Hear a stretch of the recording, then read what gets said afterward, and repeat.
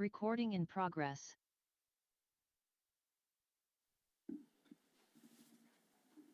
Call the meeting to order.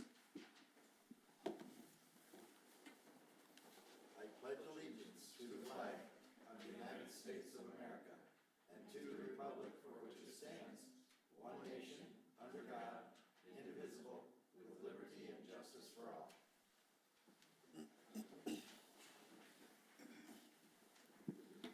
And Amy, would you take roll, please? Absolutely. Commissioner Dibdahl, Here. Commissioner Wolf. Here. Commissioner Wire. Commissioner Barish, Here. and Mr. Mayor Lindsay. Here. You have before you the agenda for this evening. Make a motion to adopt the agenda. Second. We have a motion and a second. All those in favor, signify by saying aye. Aye. Those opposed, same sign. Motion carries. Is there anything anyone wants to remove or discuss on the consent calendar? If not, do we have a motion? Motion to approve the consent calendar? Second. We have a motion and a second. All those in favor, signify by saying aye. Aye. Those opposed, same sign. Motion carries. Seeing no unfinished business, under new business, public hearing upon the application for a temporary retail on-off liquor license to Sporty's Bar and Grill, Rocky Mountain Elk Foundation event, January 24th, 2026. Yes, we'd like to speak.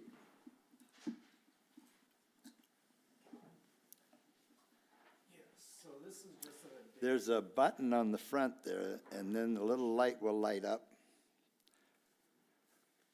Kind of hold it, Cam. There you go. Can you hear me? Thanks, Cam. There we go. It's just a one day, from 5 to 10 on Saturday. Same thing as last year, about 200 people and just beer and liquor. And it will be at the City Armory. City Armory, yep. Yep, okay. Just so that everyone in that knows. Yep, So, City Armory. Yep. All right. Is there anyone else that would like to speak to it? Seeing none, we'll move to number 12. Consider approval of the temporary retail on-sale alcohol license, Sporty's Bar and Grill, Rocky Mountain Elk Foundation event, January 24th, 2026. Motion to approve item 12. Second. Oh, Okay, we have a motion and a couple seconds. All those in favor, signify by saying aye. Aye. Those opposed, same sign. Motion carries. Thank you. You want me to shut this off? You can. Number 13, first reading of ordinance number 1685. Thanks, Cam. Amend Appendix B, zoning section 1702. And Jameson, you want to address that? Thank you, Mr. Mayor. Ordinance 1685 is a rezoning ordinance that changes the zoning designation of two parcels in the southeast corner of town to light manufacturing. Currently, the larger one is highway business and the smaller one is agricultural.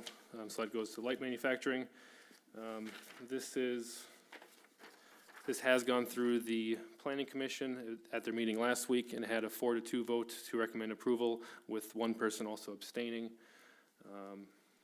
As the governing body, this is the first reading of the zoning ordinance, so it would require a second reading at the next meeting if approved. And so you have the ability to approve, deny, or amend the zoning ordinance as recommended from the Planning Commission.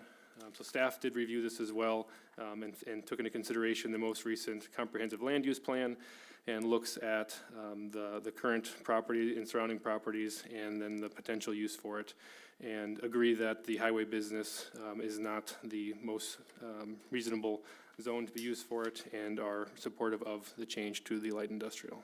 I will stand by for any questions. Okay. Questions or comments?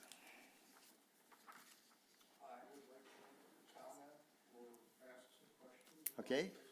I'll ask you people to come to the microphone, and then when you do, please state your name for the people at home and that are listening to the recording. So go ahead and please come on up. Go ahead and push the button again And I'll add on to that, we know there's a few people that want to speak to this item tonight, so if you have not already signed in this sign-in sheet, let us know, we can get you signed up, and then we'll have the mayor go through the list, but please proceed. Yeah, it's on. Okay, I want to speak to the proposed data center. Can you get your name and Oh, and residence? Jim please, Thompson from for the Madison. record? Right there. I would like to speak on the proposed data center and the rezoning of the piece of property that the city of Madison owns. I understand that data centers are going to be a necessary evil, so I'm not opposed to or for it at this point. But at this time, I don't believe it would be a good investment for Madison to make. If the state legislature gives data centers a 50-year tax break, which they have not voted on yet, there will be no property taxes collected from this data center, from this project. We should get some benefit from allowing them to come into Madison, and eventually we will have to pay something for infrastructure improvements. So we should get some benefit out of this. Okay. One of the things I'll visit with you here on, the bill that is before the legislature is not exempting property tax. It's exempting sales tax and use tax on the equipment that is purchased for inside, such as computers and routers and things like that. All right? And so, property tax is something that if this were to materialize, and we don't have anything on the burner at all, but if something like this were to materialize and that property tax will be assessed and will be collected in the county. Very good. That would be a good benefit for the county. Jim, can I just add on to that a little bit? Because I think this is going to be an easy misunderstanding because there's a lot of discussion over data centers as a broad term. And what the city of Madison is more interested in would be a digital currency mining facility. And so when we hear in the news, whether it's state news, national news about data centers, a lot of the ones that we see are these very large operations. And that's not what we're looking at here in Madison. When the city commission approved a letter of intent a couple meetings ago with a particular data center, Giga, you can go back and I think it was 2 meetings ago, maybe 3 meetings ago. You can find more information on that. They are a smaller operation that would be focused on currency mining facilities. And those types of facilities in the bill as proposed in the legislature are exempt from that bill. So that bill would target the large hyper facilities that have different needs and impacts than what we're looking at here. All right. And so this type of facility would still pay all the sales tax and all the property tax that we would expect it to today. Well, very good. Yeah. That is Great very, question. that is Yeah. very informative. Yeah, thank you. I understand, and now they will use a great amount of water, but I understand that we have a surplus. Actually, the ones that we're looking at would be similar to what Dakota State University is. They would not require, water usage. They would be air-cooled in that, we've got the cybersecurity center up there, on Egan Avenue. I have no idea what's in that, because even during construction, and that no one was allowed to tour it unless they'd had a full full government clearance. And we're working on the project. So I've never seen what's inside it, but it also operates on a lot of data and, data information, just like the college does. So Okay. out here and the space and that's out there is just a shade over 3 acres. So it would be, if we had something that came here, it would not require water cooling. It would just be air cooled and would be small in nature and would be interruptible in terms of power. So if we had power needs in the summertime and that, for air conditioning on real hot days, that would be able to be shut off. Where the AI ones and that Sioux Falls is looking at down there, they need power all the time as well as water and sewer for cooling. Oh, very good. So there are 3, as I understand it, there are 3 different types, and we're looking to have the availability for the smallest one. All right. Well, that answers my other question as to how large this facility would actually be. It will just encompass the 3-acre plot that is there. Yes, that That would be would- what it would have to, it would have to size to that because we don't own anything bigger than that right All there. right? I can add to that, Jim, too. It's gonna be about 4 to 5 shipping containers, or Connex boxes is what the footprint of it is. So it's Okay. not a building. These are freestanding in the air. All right. How much power will it require down the road in the future? Is that something that has been looked into? Yes, and at a few meetings ago in that, we had a presentation here with Heartland. Do you want to elaborate on that more, or? Yeah. I But anyway, it's an agreement with Heartland. The additional power that they would need would be provided basically separately from the city of Madison, but the city of Madison would also receive some benefit in that from the usage of that facility. Can you add more to that, or? Yeah, I would just say that we have the generation, the transmission and distribution infrastructure as far as capacity goes. So we're kind of a prime spot to house this facility, to gain its economic opportunity. All right. The timeline for upgrades to our electrical infrastructure, will any of that be moved up in time to accommodate this? No, everything that we'll need is right there by the gen plant.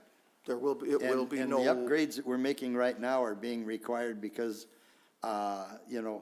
we are set at 69 kV, and all of our power that's gonna be coming into us and that in the future here is gonna be 115.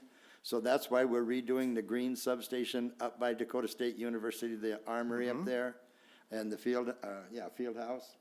And then we are also upgrading the other one and that. So all the power coming in, instead of being 69 kV, it'll be 115, and we have to adjust for that. And so that's already been in the works and is under construction. All right. And I'll add to that, and I'll note, Jim, you're kind of hitting all the greatest hits of questions on data centers. So I'm really glad that you're here going through these, because these are the topics that I think are very easy misconceptions and misunderstandings that we want people to know about. And so these are great questions. And on the cost for any infrastructure, if there's anything new needed for our system to facilitate this customer, they're gonna be paying for that. We're not gonna be Okay. bearing those costs on our current customers. And so, there's already a number of improvements going on, as the mayor's mentioned, that have been completed recently or gonna be going on the next couple of years. And by bringing in a large customer, they, if anything, can help pay for those costs, to pay that debt off quicker and help to stabilize the rates for customers. And if they need any additional, if they need an expansion to a substation or more infrastructure for their electric needs, they're gonna be paying the cost for that, and it'll be an improvement to our system that they're bearing. Okay. Great question. Well, since it's gonna be so small, what, and I'm using the 50-year because that's what the legislature is talking about passing for a tax break for them.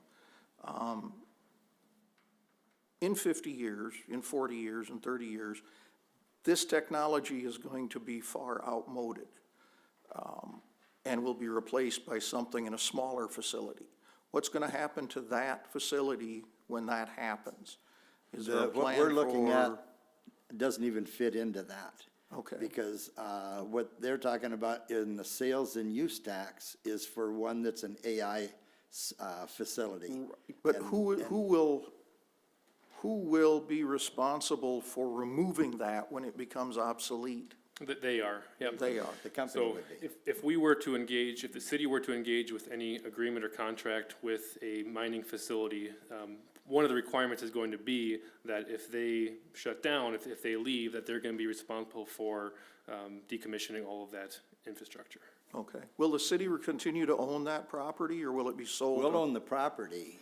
They'll have the, They'll the have right to their use this. facilities on it. Is there any rent being collected from that? Yeah, I can add to this as well. So, and I think it might be helpful for everybody to understand the different steps involved here. So the step we're at today is rezoning the property, because the first question is does this property fit the uses for a light industrial zone?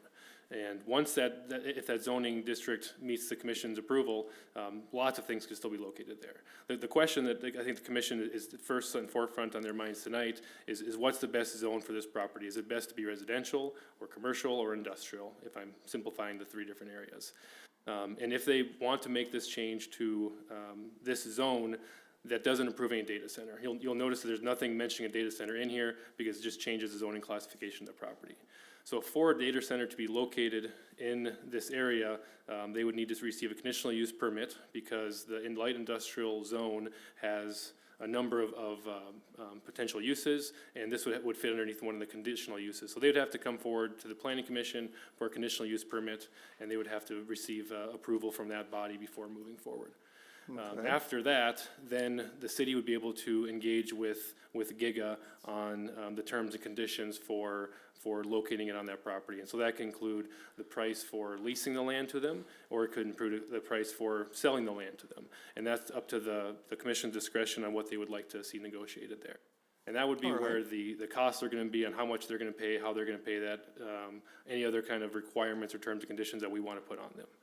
And then one thing I forgot is backing up to the planning commission, that conditional use permit, it's called that because the planning commission could put certain conditions on that permit. So they might say that we are going to require sound barrier fencing, or we're gonna require that you use a looped-in system for cooling rather than fan-based, or a lot of things. So they can put conditions on there, and that would be something that would be for the planning commission's consideration. Does that help? We will have other opportunities to discuss this Absolutely, as the procedure goes through. Yeah. Well, I think you pretty well covered everything that I was going to ask. Well, thank you, then we'll give I don't someone think it else an will opportunity. be a terrible project in the scope that you've laid it out, so, thank you. Thanks, Jim. Thank you. Wanna just go through the Hey, list then? Jim Casanova. Jim? Did you want to speak?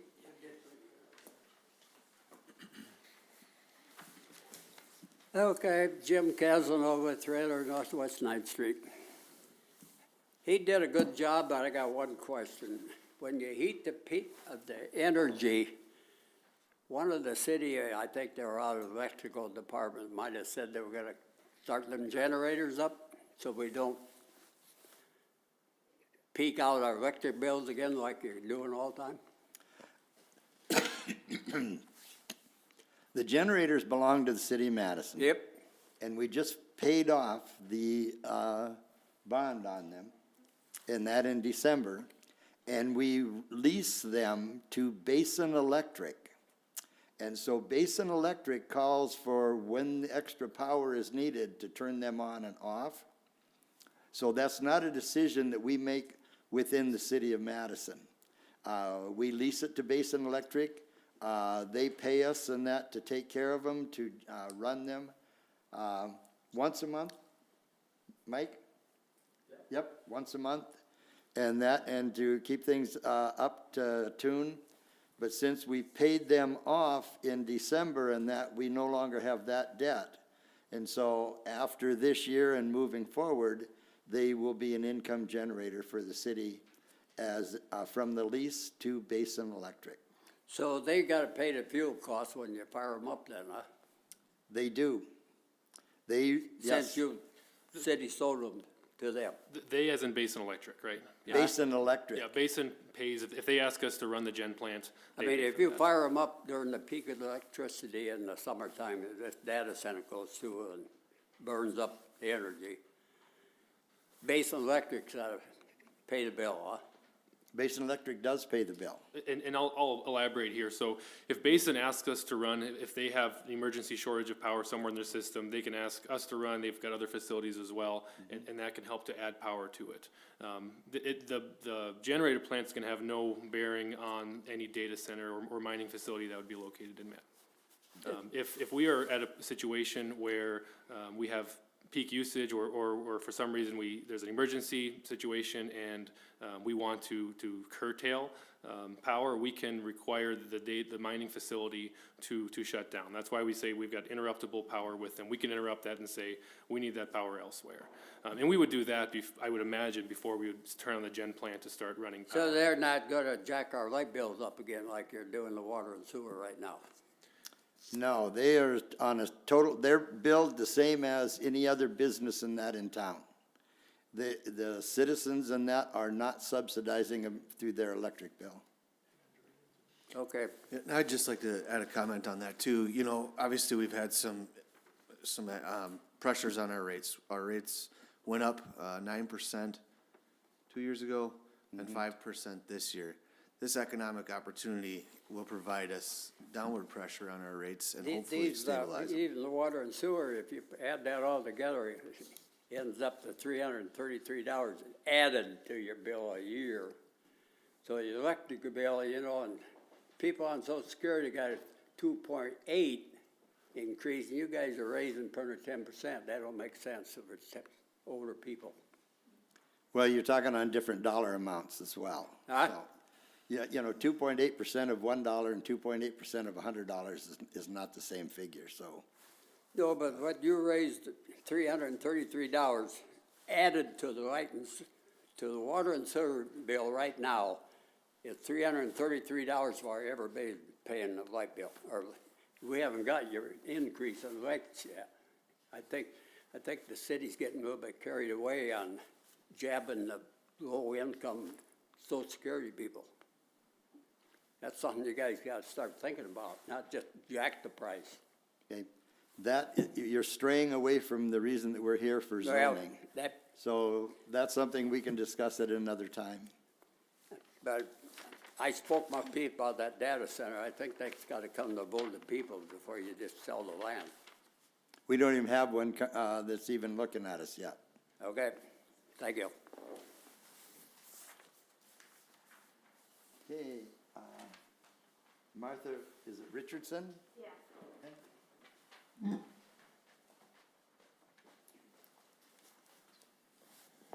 I didn't really know that was for questions, but one came up. So, Martha Richardson, 906 Northwest Fifth Street. When you're talking about the property right now, you're saying that it's highway and agriculture. Is that what you're saying? What is it zoned right now? Highway business. It's Yeah, highway highway business, business. but it's not on the highway. Right, I know, but that's what it's zoned right now? Correct. And it's zoned agriculture. So you're gonna turn both of those into light industrial? So what kinds of things can go into light industrial? Jameson, you want to take that one? Yeah, I got that, and I did bring that with me in case I was asked. So the light industrial, or technically light manufacturing district, I sometimes call it industrial, but Oh, the okay. technical, and that's my mistake. Technical term is light manufacturing district. It has 10 permitted uses, so these are things that can be done without any conditional use permit or additional action from a governing body.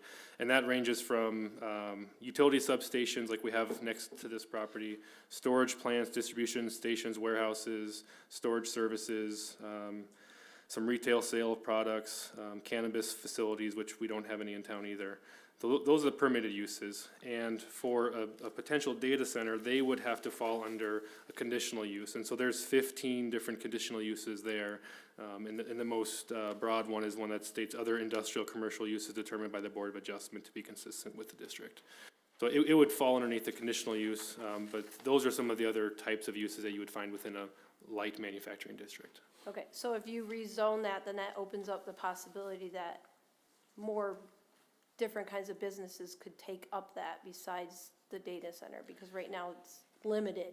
Yeah, so right now, it would be highway business, and so in that district, you would have automobile sales, automobile service stations, parking garages, motels, hotels, restaurants, offices, those types of things. And as I mentioned earlier, I think that's the question for the commission is are those types of uses most suitable for this property, or are the light manufacturing uses most suitable for this property? But you're also asking for the agricultural piece, which you can't do anything with right now, correct? Can you rephrase that question? Is there an agricultural section to that Oh, too? yes. So So you can't do anything with that, so you're asking to add that to it to make it a bigger, yeah, good question. I think I understand it. So we have two Yeah. parcels here. The larger parcel is, we just looked it up before meeting, I think, 3.25 acres. 3.25 acres. And then there's a smaller one on top of that on the north side, which is 1/2 an acre. Okay. And that one's zoned agriculture currently, and this plan would move both of them to that light manufacturing. okay. That's all I need, I was just questioning Okay, that. yeah. Okay, thank you. Thank you for the questions. Thank you. Dorothy Zeitler. Did I say that right, or was it Zeiter? You were closer for the first time. Okay, thank you. Dorothy Zettler, 521 North Blanche Avenue. My concern, I know everything's going computer, AI, all of this, but there's so much that it just feels that there's too many ways that can be twisted for only certain people's benefits with things like this. And it's not something, my concern is that it's not gonna be something that's gonna benefit the whole town. It's only gonna benefit certain people. And that, we're gonna end up having to pay higher taxes or higher electricity. Everything always falls back on the people. And we're to the point where, as both Jims said, the older population, we can't absorb these higher prices. And what are you gonna do when people start moving out of town because everything keeps getting higher in town? And that, you see so many people post on Facebook, yes, we have some people moving in, but the majority is moving out. This town isn't growing. I moved here in '92, and it was 6,200 people. Now we have what, 7,200 people? It's, for a college town, we have nothing that draws people in. And this data center, or whatever you want to call it, isn't something that's going to draw people in, because it's not going to be beneficial to the whole town as a whole. It will be like different businesses that we have in our industrial parks. It will provide additional jobs and that, because there'll be work that needs to be done, to keep the For equipment up building, yes. and operate things and that. So it would be like another business coming into town that, provides more employment. So, and as far as data, I can remember when cell phones were a pipe dream. Yeah, And now everyone has one. Yeah. And that data from the cell phone has to go somewhere, so that's just one of the items besides, the different things in that. We have a number of businesses in town that make a living on the internet, yeah. and so, But it's like you hear more people having trouble with the internet and everything that goes with it nowadays. It's like there's so much that gets messed up, and that, it's, nothing is clear sailing. Everybody, or, every company is working to, get more people. They do things that, oh, well, we can do this better. And then in the long run, it doesn't help people, except maybe the person that's really high tech. For the everyday person that doesn't keep up with it, it doesn't benefit them. but from our standpoint as a commission, looking at the city as a whole, we are responsible to be looking toward the future. Yeah, And whether it benefits everyone or not, we hope it does. We're not going back to the Model T, no, so we are moving forward and, this body here, it's our job to take an overview of the entire city and move the city toward the future so that the city maintains or grows. Well, it's just maintaining, it's not growing. Well, Dorothy, if I could make a comment too, we have a resource right now that's untapped, and this opportunity will provide us a revenue stream that we don't have right now. So I would argue that it is gonna impact all of us ratepayers, in a positive way to hopefully keep our rates down. I hope so. And that, because right now, it's tough. And that with just, you know, and that's not with the upcoming increases and that. And you Keep in just- mind, those upcoming increases are paying for upgraded electrical services and upgraded water services. You may have lived here long enough to remember when we had water rationing in the summertime because our shallow wells. And since 2017 and our bypass connection to the Lewis and Clark rural water system, we haven't had any. We have more water available now than what we use as a city in the wintertime and in the summertime, and that wasn't something that was possible before. And so that's part of what's being paid for with the increases in the water rates, is the upgrades to the city of Madison for the citizens' benefits. I hope so. Okay. Thank you. Cotton Cook.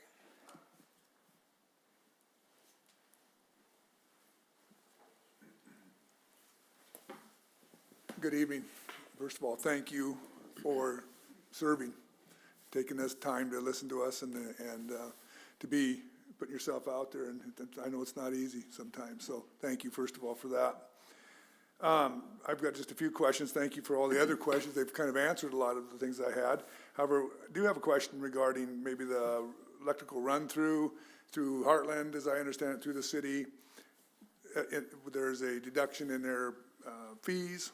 Is that how I understand it? And we'll take a little meat off that bone as well, then at some point, that'll be some profit to us, because that, Councilor Dibdall has said several times, this will be a nice windfall for us. Correct. So where will that money that we make, that comes back to the city, will that go into, I can't remember the name of the fund you guys have, we have as a city, the Future Fund, is it, or?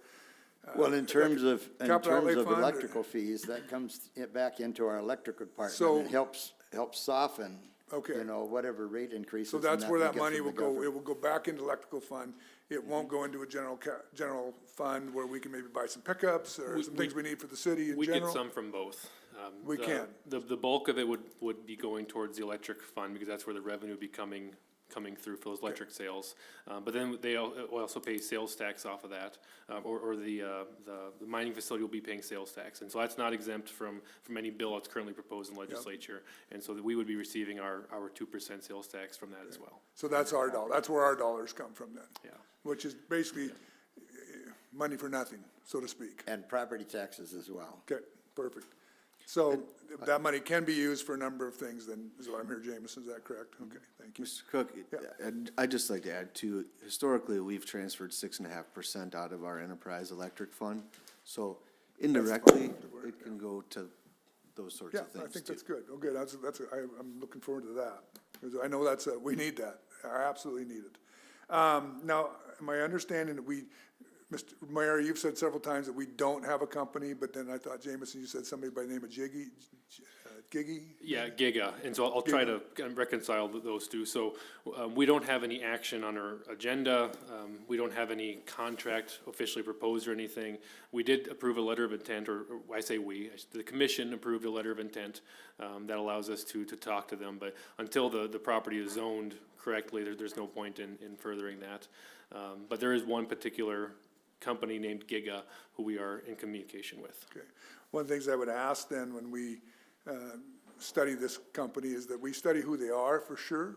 You know, one of the things you'll learn about data centers that I've learned about is they're oftentimes named, you know, Acme Data Center, but then they're owned by Microsoft, or they're owned by, and I know those are AI ones typically, but people who already have great resources, and to make sure we don't sell out our resources to somebody who already has the resources to build something and to take care of things. And that's the only thing I ask, because oftentimes they bury themselves quite deep, and who the real ownership of those places are. Now, Kelly, Councilman Dibdall, I understand that this is gonna be like shipping containers sitting out there, is that correct? That's correct. So like 3 or 4 of them? Yeah, most of them are 2 megawatts apiece, so Okay. some of them are 2.5, so it could be 4 or 5 is my guess. Yeah. Because potentially, we've been talking about a 10 megawatt project. So theoretically, then, if this, I don't know how reliable cryptocurrency companies are today. I mean, we hear only the negative most of the time when they don't make it. But if they would disappear, or they would decide they're done here, it should be an easy cleanup then? Or, I mean, we shouldn't worry about environmental issues at all out on that 3 acres? No. Okay, thank you.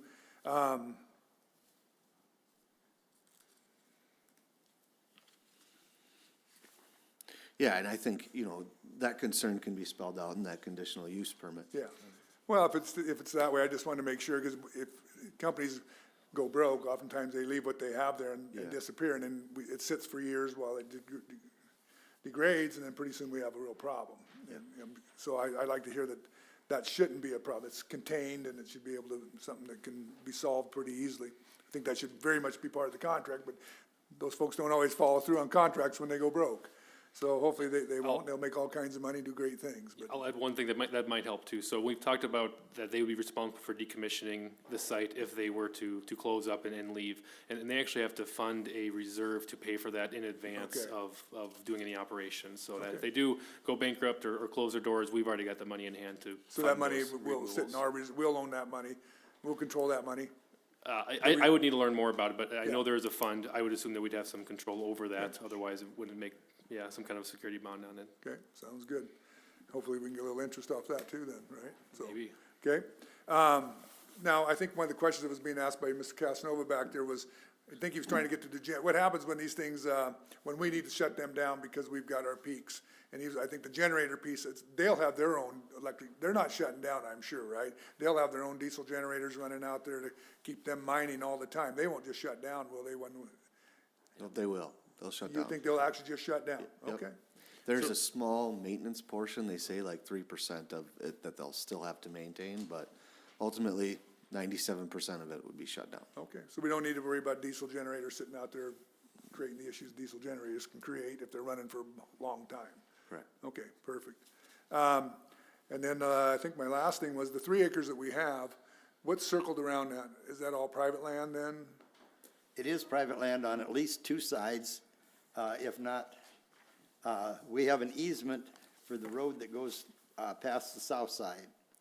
But to the west and then to the north, I think it's Brian's. Is that right, Brian? So it would sit in Okay. kind of a corner of Brian's property. So ultimately, in the end, if Brian decided he wanted to bring a data center, we don't control any of that opportunity. Whether he can make that decision, or can we still have a say in that piece too? Anything that comes into the city that isn't already spelled out has to go through planning and zoning. Okay. And so, that's where it gets brought before the Planning and Zoning Board, Yep. and then from them to the commission. Okay. And then that's all done in the public. Okay, all right, well, I appreciate you guys' time. I think you answered my questions, and I enjoyed the piece you put out earlier. And then Jameson, you guys, I don't know who it was, you and whoever did the radio one the other day was super good too. And so you've done a good job of being informative. We just had a few deeper questions, so thank you very much, appreciate it. And we appreciate everyone bringing their questions, so. Thank you. Okay. Brian, you're next. Do you want to speak?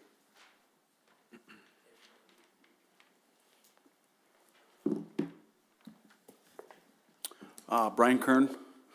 I am not a resident of Madison, but been a 25 or 30-year business owner in town. And I guess I understand that this is not about data centers, this is about rezoning. But, I can't help but bring up a few points on data centers before we get to that portion. And Cotton, I am not, or anybody, I'm not the person that's gonna bring a data center to town. I'm not for them or against them, I think there's pros and cons. I question, I think they're great. I'm not sure if they're great for Madison. I know what my power bills are, and I know where they would be headed.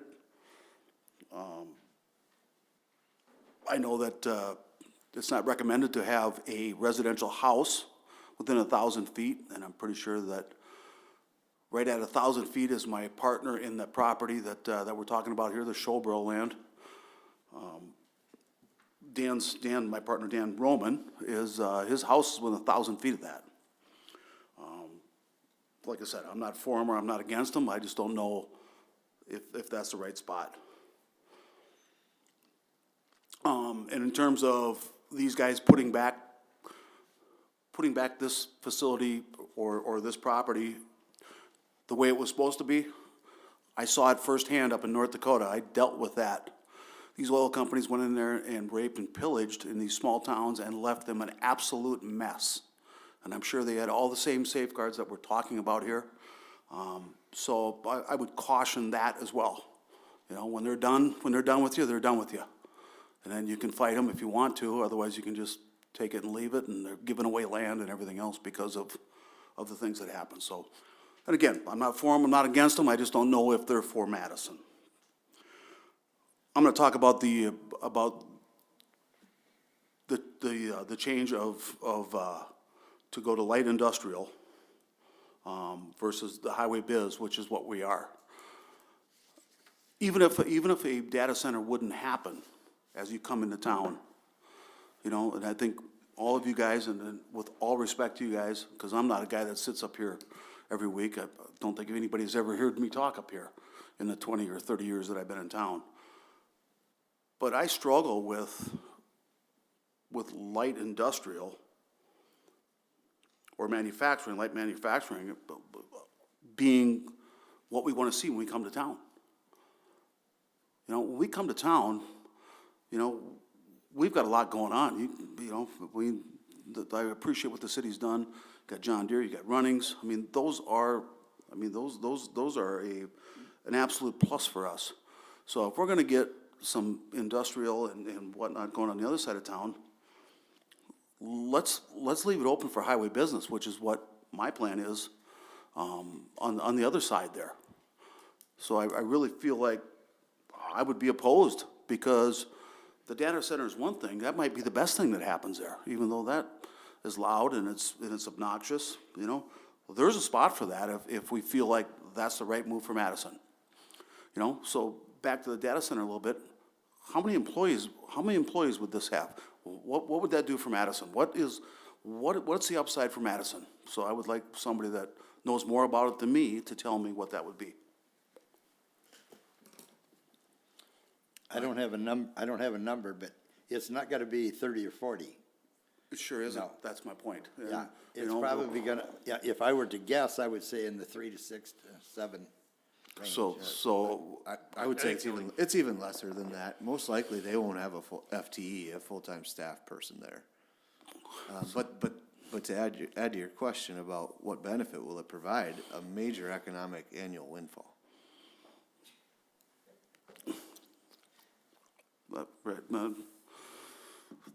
Right, so what I'm saying is the juice worth the squeeze? You know, and at face value, I agree with you, Kelly. But, you know, when it's all said and done, when you talk about, because there is nobody gonna, everybody wants, this is the hot button, everybody wants one of these. So, you know, it's who's ever gonna give them the most, and they will, like I said, they will make millions, and when they're done with you, they're done with you. So, again, I don't want to talk about that at this point, because that's I'm more interested in the rezoning. So I would be 100% opposed having the neighboring property there to be able to make Madison better. Didn't buy it for the rent on the old home there for sure. Rented to or bought it to try to make Madison better. I would open it up to questions from there, if anybody has them with me. At the moment, I don't have any particular question in that, other than, at this point in time, and that you'd prefer that it not be rezoned. Yes, sir. Okay, just wanted to make that clear. So, and we do not have, anything planned. There are questions in that I don't have answers to. I know they're smaller. I know they operate, cooling and that, with air, like an air-to-air, air conditioning unit. I don't have any statistics on, sound or, and distance. So there are questions in that we have. But in order to get some of those questions answered, this was our first step. Understood. Okay. Questions or comments from the commission?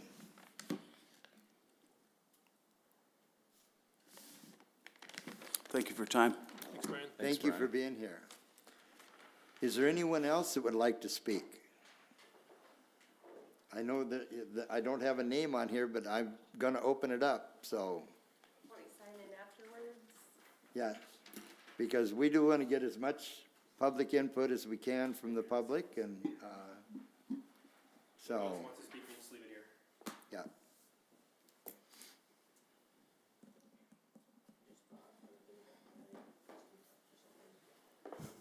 Working. Yes. Hi, my name is Missy Locke. I grew up here in Madison. Thank you for the tour of our 30th class high school reunion this summer. Oh, You gave us a very tour of the good. building, Yes. so I knew where to come. I heard the meeting was Good. happening, and I came to listen, of course. I feel like I have a little bit to contribute. Very So nice. I was previously the finance officer for the governor's office and the governor's office of economic development, now work for the auditor's office. Just to give you some, I'm not here in any official capacity, and I'm neither for or against it. But just to give a little background, data centers seem like a new concept. It's in the news and there's questions and nobody really knows. But I don't know if you guys realize that your neighbors in Howard have had a data center for 6 years. So look no further. Like if you're, it was the old Knight and Carver building. And I think Donner Wright took it over and then defaulted on their loan in 2019. And they had a ready loan through the Governor's Office of Economic Development.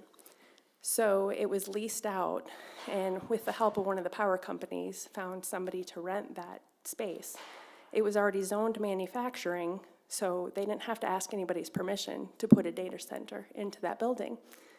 And I think there's just one employee, maybe lives in Sioux Falls, that came and set it up, but he's not on site. Don't know how often he comes to monitor it. But if you, I think not just you guys, but residents as well, if you have questions on whether or not your power bill, your electric bill is gonna go up, look, ask somebody from Howard, what's your rate? Did it go up? Taxes, things like that. We can look to them to see how it actually affects the community instead of all of these guesses and not knowing. So I just wanted to contribute that, to know that it's not entirely a new concept. There are data centers around. So, any questions or anything? Thank you. I was not aware of that. Not many people are. No? All right, thank you. Thank you. Thank you. Is there anyone else who would like to speak or has questions? Yes? I'm not on there either. You can sign on right now and then go from there.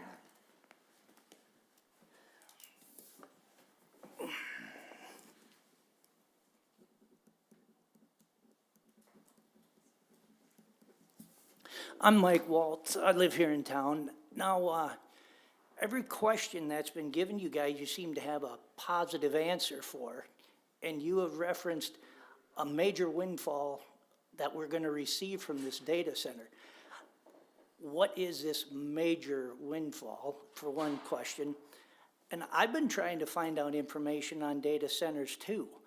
I'm curious where you guys are getting your information from. If it's from this, I can't remember the name of the company you mentioned, Jameson, yeah, I don't know if that's where you're getting your information from, but I'm not gonna believe the car salesman on what a great car this is if I'm looking at it. I wanna have a mechanic look at it.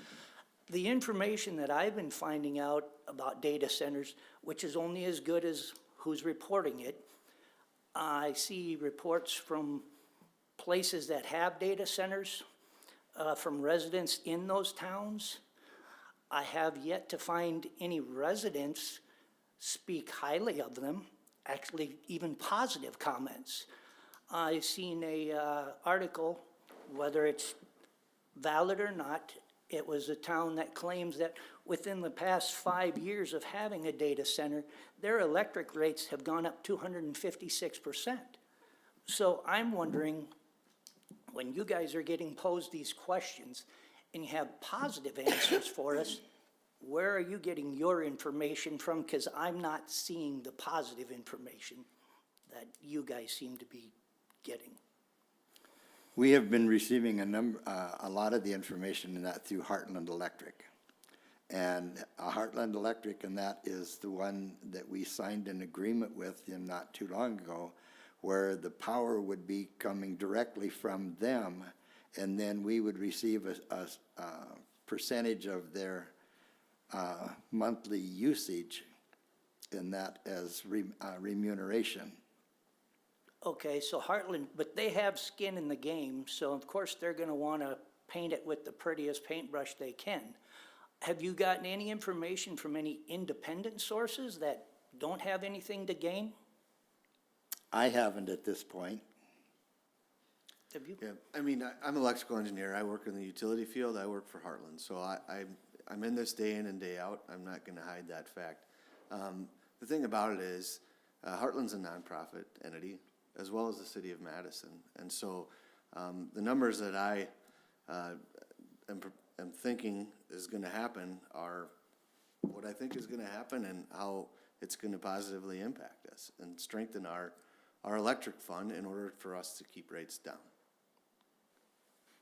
So can you put just a ballpark figure on a major windfall? I mean, what's thrown around for the 10 megawatt project they've talked about, not including any land value, just for electricity sales would be $430,000 a year-ish. I know I read an article about, in the Madison Daily Leader, that they quoted you, Jameson, as saying possible reduced rates as an incentive to come to Madison. So is that your figure based on full rate or a reduced rate for the data center? So the rate that they would be allowed, given is basically a specific Heartland rate to try to attract them to come here. So it's less of a rate than what we pay then, per, let's say, kilowatt. So this rate would be available to any large electric user that's interruptible. So Right. if you had an electric load that was interruptible above 5 megawatts, you could certainly Okay, yeah. be on this rate, yeah. Okay. And I'll know that it's a pass-through. So Heartland has a large capacity that's still available, and that's energy that we could be selling, but we're not. And so that, I think where Kelly's coming from is it would be a potential revenue source if we have somebody to sell it to. If we don't have somebody to sell it to, we obviously can't make any money off of that. So Right. it's a pass-through that whatever the cost is to give to them, we charge 1 penny more. And so that's where our profit comes in, and it's a stable, easy power for us. It's also a stable, easy expense for them to estimate as well. And so from any utility provider, what you like in a customer is somebody who is going to do pretty flat usage day and night, not to have big peaks and big falls, and that's where data centers, or more specifically mining facilities, come into. And that's, I keep trying to be specific with the mining facility, because that's where it's interruptible load. They're getting that special data rate, that's the name of the rate. But that also allows us to say, hey, we've got peak usage, we're shutting you down so that the rest of town can have that power. So there's definitely trade-offs there that they have to pay for to get that special rate. Does that make sense? Have they said like how long it would take to shut down, let's say, or we're at a peak load and we need them to shut down? How long does it take them to get down to that 3%, think you said? They can shut down like 97% of it? How long does it take them? I think that can be outlined, but it's very, very quick. Yeah, I'm talking. Oh, so it's not like days? No, for no, them I'm to talking. slow it's things like down? your computer. Yeah, Okay, It's like your computer. okay. All right. Well, yeah, like I said, I have been having trouble finding some positive things about these things to find in my research. That's why I was wondering where you guys were getting your information, so Thank you. I appreciate your time. Thanks, Mike. Anyone else that has any questions or that they'd like to ask or like us to know?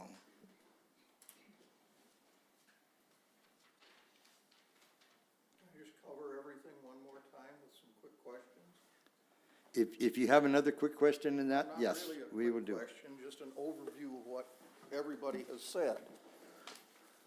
So this is not technically a data center, it's a mining center. I would say it's a type of data center. Type Mike, of- would that be the right way of putting it? Yeah. Okay. Data center is a very broad term. This would be a specific type of center. Okay. The footprint will only be the 4 acres that we're talking about rezoning, 3.75. 3.75. And it'll only be 4 to 6 shipping container size structures. That's the current plan. So they want to start with, I think Kelly said, a 10 megawatt facility. They certainly can add to that. They would need to stay within the 3.75 acres. They'd have to stay unless they within wanted to- that area. Yeah, unless they Okay. wanted to try buying property from a neighboring property owner. No discussion about rezoning the rest of that area. Not at this time. That, Okay. the rest of that area is not owned by the city. Right. They will pay sales tax and they will pay property tax. They will pay property tax for sure. The current bill that's before the legislature out there is sales and use tax. Now, totally understand that at this point in time, they're talking about units that are gonna be bigger than what we would have here. But you never know until the legislature's done what the bill will finally end up as. Okay. But, But they will pay But the property current bill tax. is exempting them from sales and use tax for the equipment and that they would be putting in the facility. It talks about computers and servers and storage arrays and backup systems, disaster recovery equipment, routers, and so forth, you know. So that's what it's talking about in the bill as it's currently written. And none the of that current would- bill exempts the mining facilities, so this type of facility would still be paying that sales and use tax. Sales and use tax As the and mayor said, property we tax. don't know what the legislature will do. I would be surprised if they would start with a bill that is this restrictive and they would expand it, because I think they're gonna need to be going the other way probably if they wanna get anything Right. passed. Okay. I'm sorry, can I just ask a point of clarification on something the Certainly. mayor said regarding the property taxes? I So worded that the- wrong. Well, you had asked about property taxes, and this is ostensibly, it's a city-owned piece of property that is being rezoned. Yes. So there wouldn't be property taxes assessed. Unless the commission chose to sell it to the company. Correct, so. If they did and they became the new owners, then there would be property tax. And then I'm not sure how, I don't know that what the county does on operational facilities that are on leased land. But they would- And my question there would be, around Lake Madison, there are a lot of buildings out there, 60 by 80s and so forth. They do not own the land underneath, but they do pay a property tax. Okay. So if it's not property tax, the city would collect rent or a lease of some form on the property. Those would be all options that we would definitely look at, Okay. yes. Give you an example, out at the airport. The people own the buildings that they keep their planes in, but the city owns the land underneath, and they lease the land annually from the city. So it would wind up being something like that arrangement. I mean, those are all possibilities. Okay. And the last one is you can shut them off anytime we have a power spike. So then they stay shut down until until the city okays it. All right, that's all I have. And we do have businesses in town and that, you know, that when we get it to a point like that, they'll back off on their power usage, you know, to help the city as well, knew the that. citizens. I'd just like to add, the likelihood of that is pretty nil. We have additional capacity for this facility, for growth for our community. So the circumstance that we would need additional power for our community, our legacy customers, is not most likely gonna happen. Okay. If it presents a noise issue, you'd be to put a fence around it, a sound barrier of some sort? That'd be something for the planning commission, and I think that would be something that they very well could consider. Like I said earlier, they could say, you need to put up this type of fence, or plant these trees. They might even say that we're not gonna allow the fan-based cooling system, and you have to go to a closed loop, refrigerant type system, and they could require that as well. And I don't wanna speak to that, because that's something that I think the planning commission is very capable of handling. Fair enough. Commissioner Dibdall said it's possibly up to $400,000 annual income for the city? Correct. Okay, and that does not include leased land or taxes, sales tax or property use taxes? That's just So it would- utility revenue. It would be, That would be Heartland's calculations and that based on 10 megawatt load. okay, so it would probably be more than $400,000 to the city every year, including leased land or, and sales tax. That is a possibility. Yeah, okay. That's all I have. And we're hesitant to speak too much to that, because Correct. until we can get to the point where we're negotiating some kind of contract and the commission says we want to sell the land or lease the land, or this is what we want to make sure we get out of it, we don't know. So those numbers really could change. This is a drastically. possibility. Yeah. Yes, Yeah. yes. All right, that's all I have. Thank you. Thank you. Thank you for being here. Anyone else? Yes. Jeannie even. And Jeannie, if you'd sign in on the sheet, and then if you'd say it again into the computer, and that'd be appreciated. Jeannie even, lifelong resident of Madison. You need my current address? No, just your name, so. Okay. I know where you live.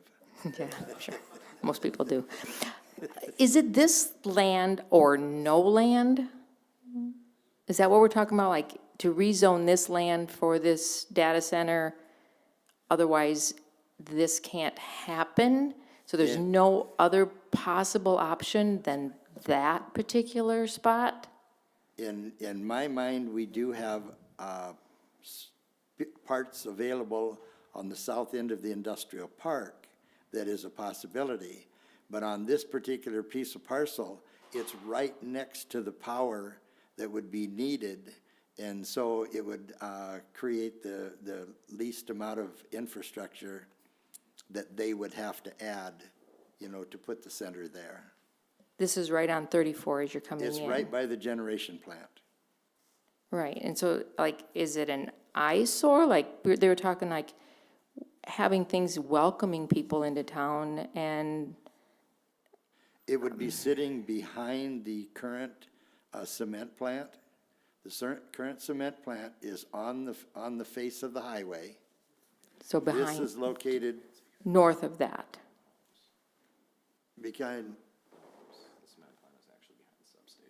Yeah, so it would be just, when you look at the map and that, here is the cement plant, and it's not right here, but it's right here. So if you know where the cement plant is, as you drive by there, you look back in, you'll see an area of grass that has not been cut.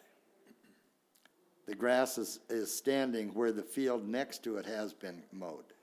It's directly behind where the houses are lined up along the Directly highway. north of, Yes. Yes, to the directly north. north of that. So do the people then that are adjacent to that property, do their voices count more than yours, who don't live there? Because, for example, like, it's not going up in your neighborhood, it's not going in your neighborhood. So do the people that live there have, I guess, a bigger voice? Or is it more of the, well, this is gonna get us $400,000?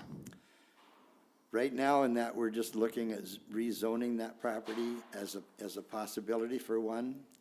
And if one were to materialize and start looking at Madison, there would be, it would be going before planning and zoning. There would be a lot of public, open houses and that, like this, open discussions. And, so there would be plenty of opportunity to say, okay, this is what's looking, at that piece of property. Here's the information about it and things that we would know more of than we do now. And so that would start the process all over again.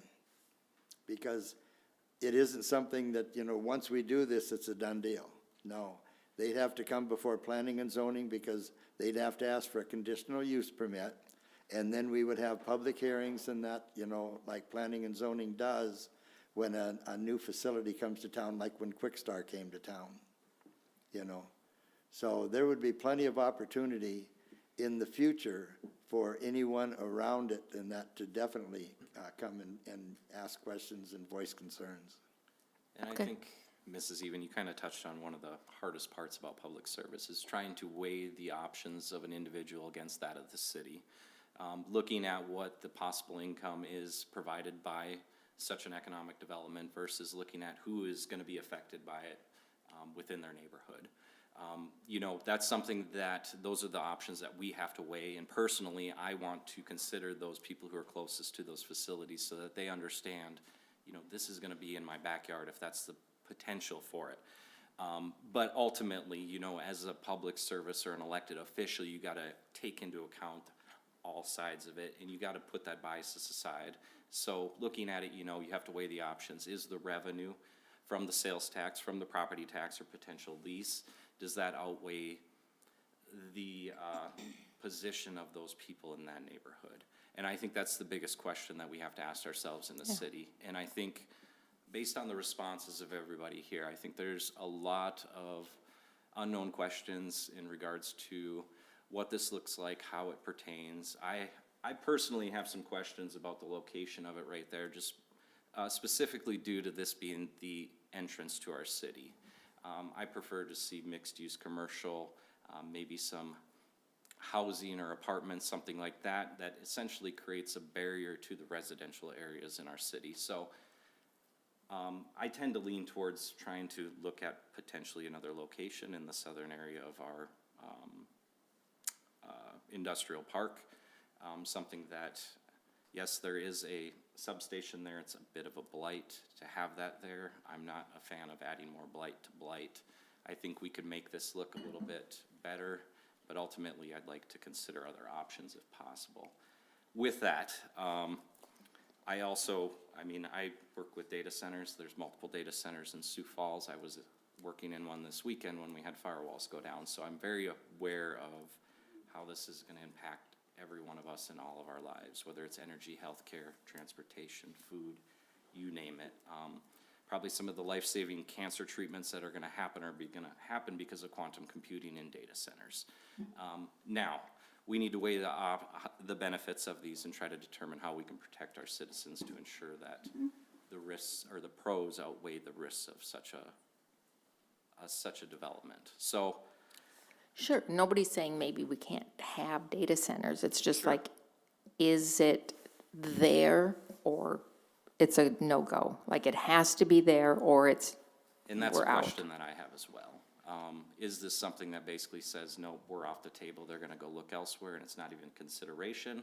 It'd put a little more weight on my decision versus, hey, we have another option that they'd be willing to look at.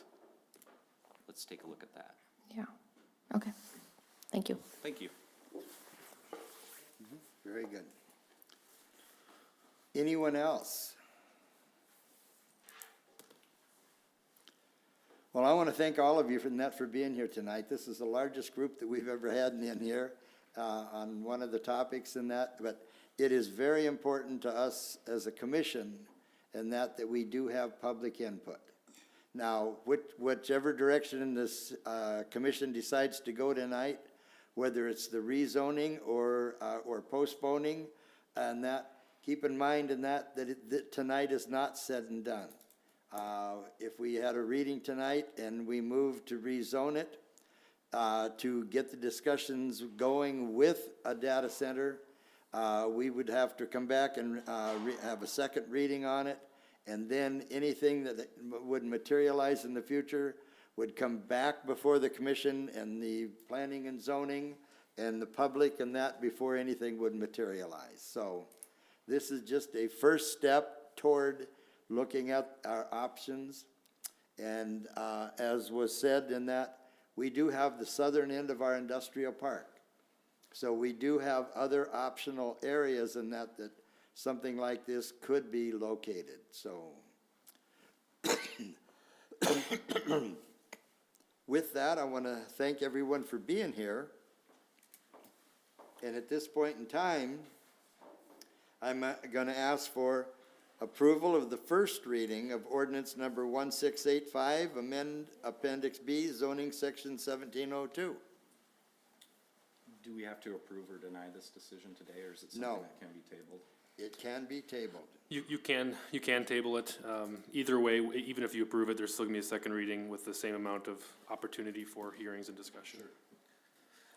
With that said, then I'd like to make a motion to table this at least until the next meeting. I'd like to ask the city that they could put together either a city circle, community forum, some sort of discussion event that we can gather some of this information surrounding about the revenue possibilities, find some more information about the impact of these sites, and then make a determination going forward. I just feel like there's a lot of opposition currently and a lot of unknown information that making this change at this point is, I think allowing this to be tabled would be the prudent way to act. Okay. So that's the motion I would like to make. We have a motion. Do we have a second? I'd like to make a comment. In dealing with these folks on a day in and day out basis, these people want these built yesterday, of course. And these companies are consistently and constantly evaluating other options.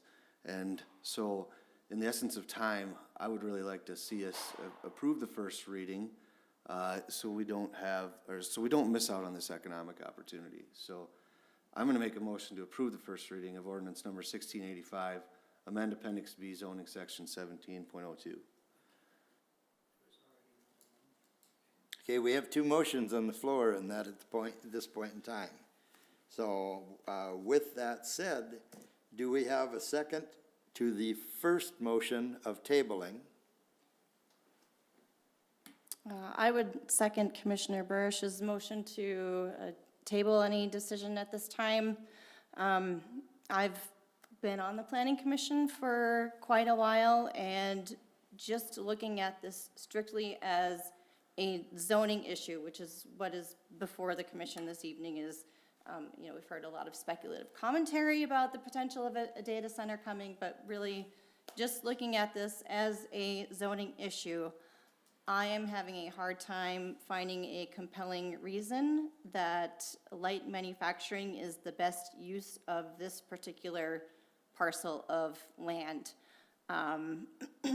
Looking at the comprehensive land use plan that was adopted a few years ago, the land that's adjacent to this area is proposed to be residential, mixed commercial, and what I've heard from the public is that they want housing. They want quality housing, they want affordable housing, and if we're talking about putting a data center in an area where we're also looking at, this would be a good location to develop future housing, I think we need to take a step back and really make sure that that is the best use of that particular piece of land.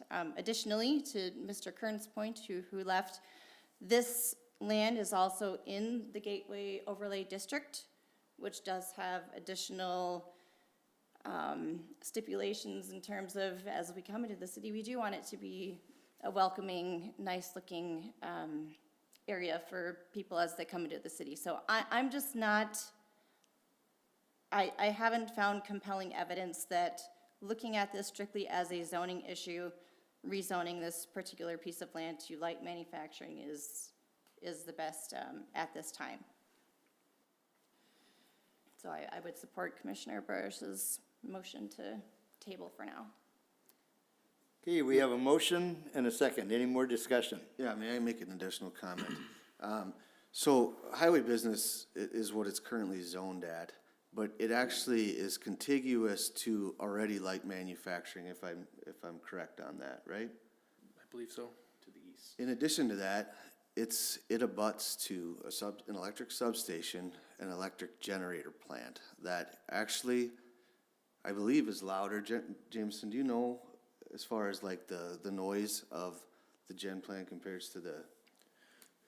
Yeah, I might have Mike confirm this for me. I'll look in the back. But so the expected decibels on a mining facility is, I want to say like 40 to 85 decibels?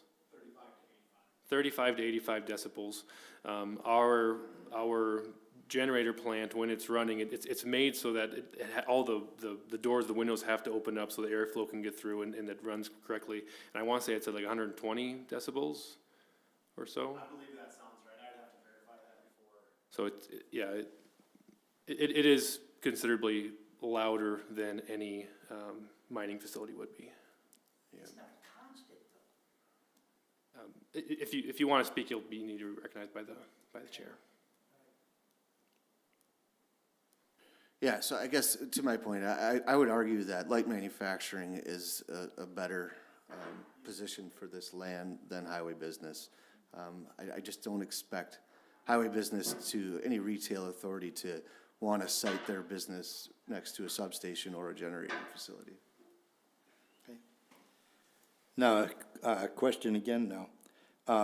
You were basically referring to the timing of the essence. Do you know, is there any discussions going on through Heartland at this point in time that 2 weeks would really create an issue? I don't know of anything specific to that. I would just caution the commission with that, as it could change quickly. Okay. So at this point in time in that, we do have a motion and a second on tabling it for 2 weeks. And that, all in favor, signify by saying aye. Aye. Aye. Those opposed, same sign? Nay. Okay. All right, so Is Dre on? Does he want to vote on this? is Dre on?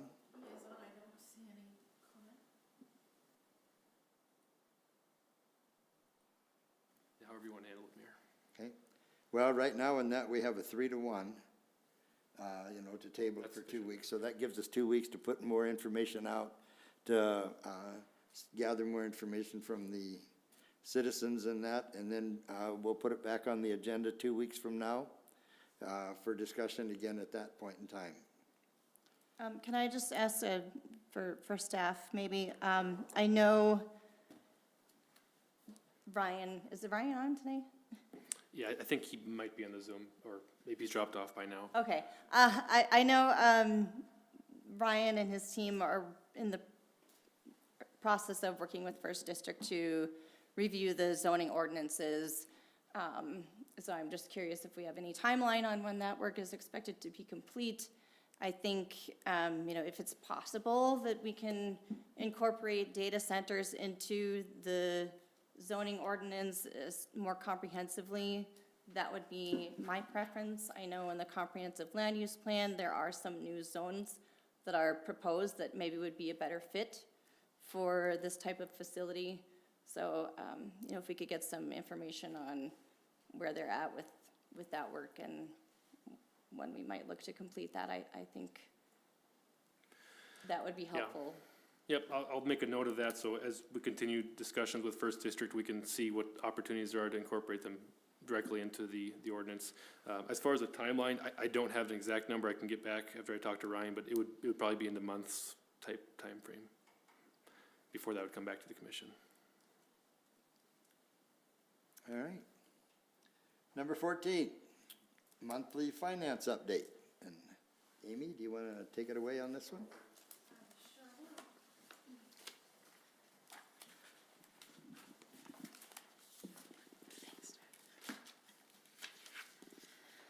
Okay, this is the finance update for January, reflecting December financials. Year-end procedures are ongoing, including final reconciliations, accruals, interfund allocations, and 2025 audit preparation. Expense submission deadline for 2025 expenses was January 14th of 2026. 1099 preparation and filing is in process. We are actively coordinating with Tyler Technologies to implement accounts payable AP automation. This update covers activity for January through December of 2025. However, figures are preliminary and do not reflect final year-end results. Final numbers will be reported next month. Cash on hand, general cash, 9.96 million. Investments, 2.67 million. checking, 4.37 million, money market, 574,000. This is the CD certificate you'll see in the line item of other for 764,000. The electric construction account at 1.58 million, and restricted cash at 639,000. Our revenue guidelines.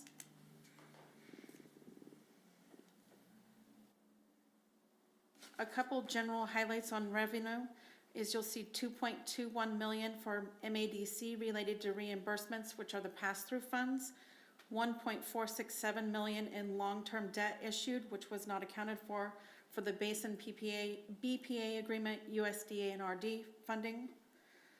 This fund has significant activity and timely variability. While some revenue categories exceed budget, others fall short. These two items represent the largest revenue variances and explain the majority of the overage. Are those additional revenue items shown in the expenditures then too? Correct. Yep. So you'll see them in the reverse end. On the creek walls, the 517 fund, you'll see the variance of the 2.741 million for the FEMA reimbursements, which were received earlier than anticipated, and the 2.21 million in long-term debt that was budgeted. A portion of the debt was incurred late in 2024, with the remainder drawn in early 2025, reducing current year. The water fund revenue is 65% of projection. This is preliminary, timing related, and reflecting the fact that the 5.1 million in anticipated debt issuance has not been yet fully utilized. The electric fund is driven by two offset factors, 1.9 million under budget and metered sales, and 4.5 million in unbudgeted long-term debt issue received during this year for the Green substation. The unbudgeted debt issuance is more than offsets the metered sales. In the general fund, you will see that we had 3.231 million in LIC or MADC payments related to industrial park and development daycare project, and 667,000 over budget and debt service.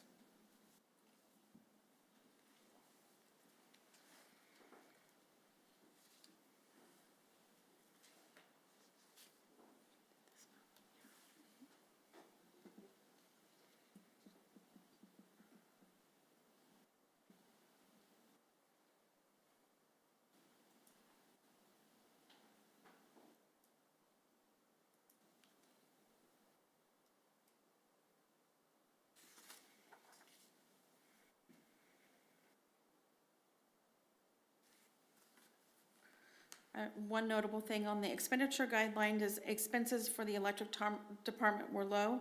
Department level totals show lower than anticipated spending across multiple areas. From a financial perspective, this reflects favorable spending restraint to date.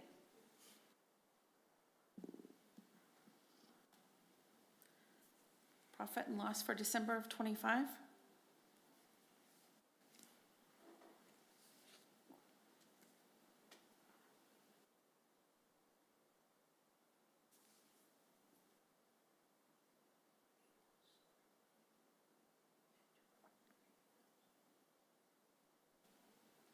Profit and loss year to date.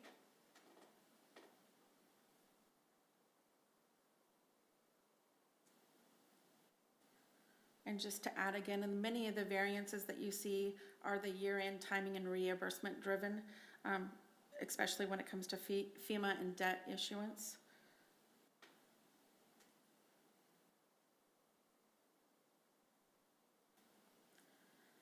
Sales tax data for December was up 1.59%, leaving us for a total year end of negative 1.48%.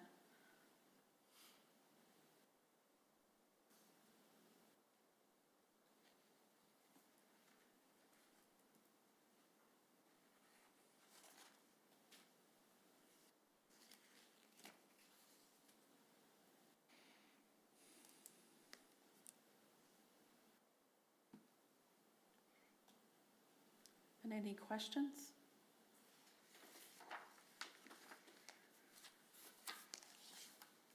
Okay, questions or comments?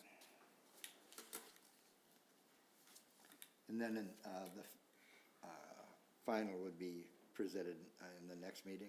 Yes, correct. So final numbers will be refined and year-end closing reported next month, and we'll do that separate than the January update. Sounds very good. All right, Excuse me, sorry. Yeah. Do we have an update on the audit? I don't have anything new to report. I know we are wrapping up several different things. They're very close to finishing. I haven't heard, we were waiting on some information. They were waiting for Schoenfish to reply on the single audit items and then a couple other elements, but we're wrapping up, so I'm expecting any time to have it completed. Great, on track to be done by February as was the goal, right? Yes, crossing my fingers and toes. and that's 2024. 2024, and we'll roll into 2025 probably in June, so. Thank you. Yes. No, very good. Any additional public comment? Okay, seeing none, under announcements, our next regular commission meeting will be Monday, February 2nd, Groundhog Day at noon. So we'll find out if we see our shadow or if the groundhog sees his. And then the State of the City address will be Monday, January 26th, 5:30 PM here in the commission room. And then date to begin circulation of petitions for city commission is Monday, February 2nd, 2026. And the deadline to file the petitions is Tuesday, March 24th, 2026 at 5 PM. And with that, do we have a motion to adjourn? Make a motion to adjourn? Second? We have a motion and a second. All those in favor signify by saying aye. Aye.